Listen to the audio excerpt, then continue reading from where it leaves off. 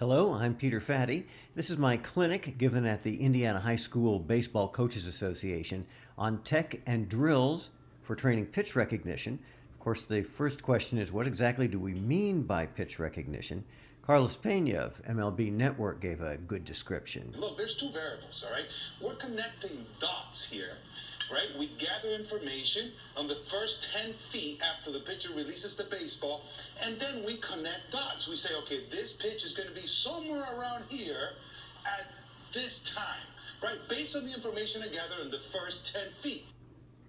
So that's what we mean by pitch recognition. We're picking up information from the pitcher's windup and release and connect the dots to what that means in the hitting zone. Now that might be a strike-to-strike fastball, it might be a strike-to-ball chase pitch, it might be a ball-to-strike backdoor or front door pitch. We're trying to pick that up in zone 1, that is out of hand and that first 10 to 20 feet or so. Picking up from the pitcher's motion, their release, hand angle, initial ball flight, which we can train our eyes to do. The question is, how do we best do that? We've got the technology to do that, the GameSense technology, but that's only part of a program. We also want to have in there test and retest, just like with all the other metrics we're putting together now for hitting and developing hitting. So this is video occlusion, the research method with the cutoff pitch, and then you need to identify the type of pitch and predict ball or strike. Some of pitches show you more about 20 feet of ball flight, some only about 10 feet of ball flight, and picking up between those. And so that's what a video occlusion test looks like. Now, the video occlusion test that we give and have to about 700 minor leaguers at this point has some scores that you can identify with. And so this is very interesting for a lot of college teams even. You can see down there at the bottom right that 750, that's your overall pitch recognition score, somewhat like an OPS. That's a good score. 800's high, 900's really good. Along with that then, we can start into the training, which again is using this video occlusion method in which you see the same thing. You've got a batter's view of a pitcher. The pitch is cut off, and you identify the type of pitch and predict whether it'll be a ball or a strike with instant feedback. On the test, you didn't give any feedback. On this one, that's exactly how you train the brain, is with the feedback. So here you get a wrong choice. Guessed fastball strike, it's slider strike. You get a replay, and that's where you're mentally connecting the dots.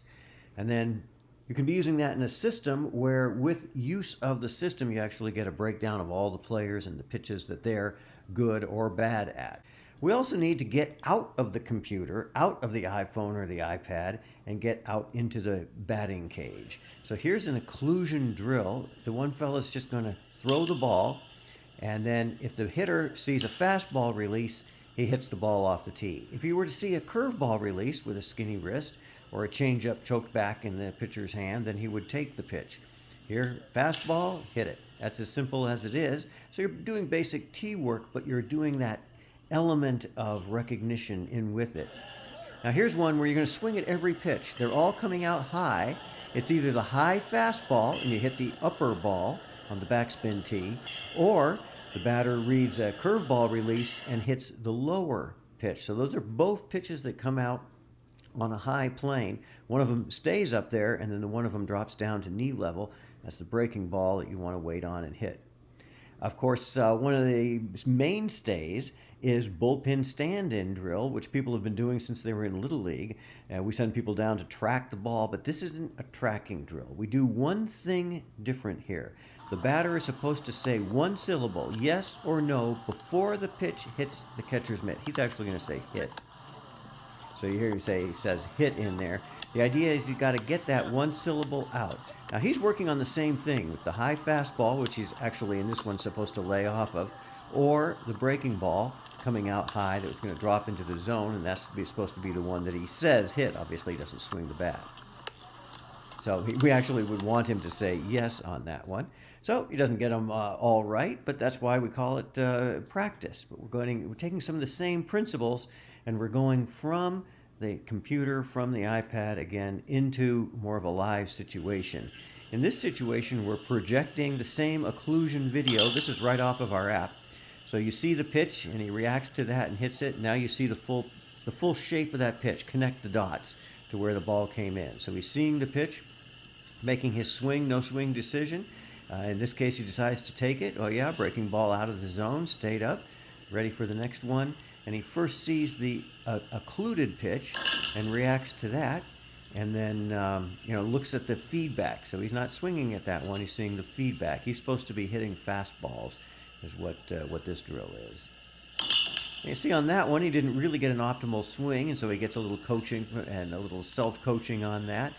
A little bit of an adjustment came around the ball, and you're ready for the next pitch. Now, there's what we're really after. You pick up right out of the hand the slider, the backdoor slider, really good take. One more, and we'll call it a drill. Good rip, line drive, left center. So that's what we're talking about, a real pitch recognition program being. Test, retest, occlusion training, which also gives you more information to diagnose hitting strengths and weaknesses. And very importantly, getting out to the batting cage, getting to the bullpen, hitting off the wall, all things that can be done whether you do the computer or not. You don't need to do the one to do the other. The results are amplified when you do both. Here's a player, D3 college player, who used a system like this during much of his career. So my sophomore year hit about, I think it was 237. Average hitter, not very good. Hitting the 8 spot, which is technically the worst hitter in the lineup. The following year we started this, we brought it in over the winter, increased my batting average by 100 points. I used it every day. My Coach Woodley, he put us on it. He said, you do this, and I believed in it, and it took off for me. Because I had a really big problem of swinging at bad pitches. Balls away, balls in the dirt, balls high, because I didn't pick it up right away. And after this, teaching, as it blocks it out, 20 feet away or whatever, it really helped me not swing at bad pitches and picking good pitches to swing at. As Ted Williams said, best advice he ever got: get a good pitch to hit. So that's the clinic on tech and drills for training and pitch recognition. Feel free to follow up with me. Email peter@gamesensesports.com. Check out the website, or follow on Twitter, #PitchRecognition. Thank you very much for your attention.